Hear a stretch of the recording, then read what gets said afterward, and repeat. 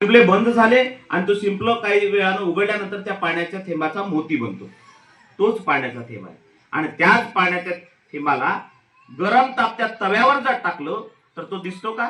त्याचं अस्तित्व संपतं. म्हणजे एकच पाण्याचा थेंब आहे, पण ज्या ज्या ठिकाणी तो पाण्याचा थेंब पडला किंवा ज्या ज्या ठिकाणी संगतीत गेला तर त्या पद्धतीने त्याचं अस्तित्व राहतं. म्हणून आपल्याला सुद्धा आपलं अस्तित्व तयार करायचं. आपण काय आहोत, काय करता आहोत, ही जी जुनी मंडळी आहे ना, यांनी सगळं बघितलेलं आहे. ह्यांनी दुष्काळ बघितलेला आहे, ह्यांनी त्या काळामध्ये अराजकता बघितलेली आहे, त्या स्वातंत्र्यापूर्वीच्या काळामध्ये काय होतं ते सगळं बघितलेलं आहे. यांनी गरिबी बघितलेली आहे. ह्यांनी लाईट नसताना दिव्यामध्ये ह्यांनी दिवस काढले, दिव्याला तेल मिळायचं नाही, रॉकेट, हे त्यांनी दिवस काढलेले आहेत.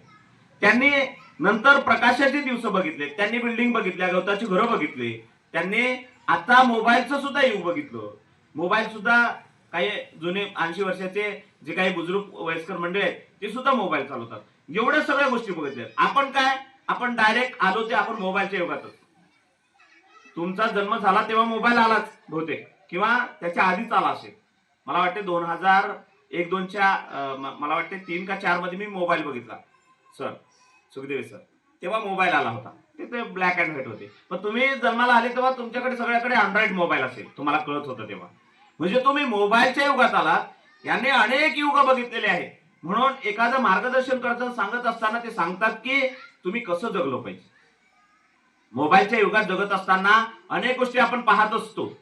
अनेक गोष्टी मोबाईलच्या माध्यमातून आपण काही घ्यायच्या त्या घेतो, न घ्यायच्या सुद्धा आपण गोष्टी घेत असतो. म्हणून कधी कधी मग राष्ट्रसंतांच्या ग्रामगीतेची आठवण येते. ग्रामगीतेची आठवण येणं म्हणजे आपल्यामध्ये काहीतरी बदल व्हावा, त्यांच्या ग्रामगीतेचा आपल्याला काहीतरी उपयोग व्हावा, ह्या दृष्टिकोनातून ती ग्रामगीता आपल्याला दिली पाहिजे. म्हणून या संस्कार शिबिराच्या माध्यमातून आपल्याला ती परत आठवण करून देते. वाचलं पाहिजे आपण एखाद्या वेळेस ग्रामगीता. नाहीतर होतं काय, आपण मोबाईलच्या आहारी एवढे गेलो, मोबाईलच्या आहारी